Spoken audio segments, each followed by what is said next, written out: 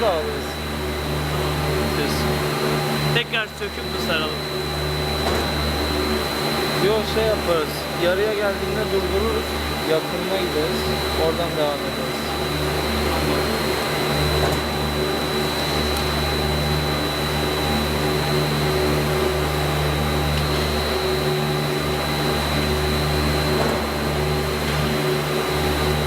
Bu açı güzel oldu ya. Şu güneş gene de biraz şey mi oluyor? Olsun ya, değişik görüntü olur. Ha.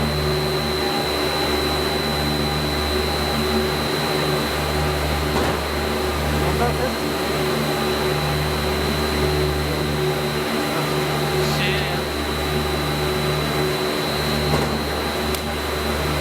Çukura mı düşüyor ya?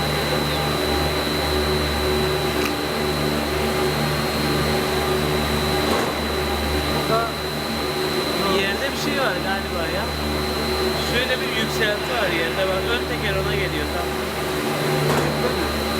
Yo yerde bir conta gibi bir şey var.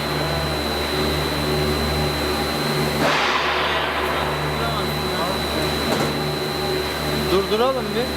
Tamam.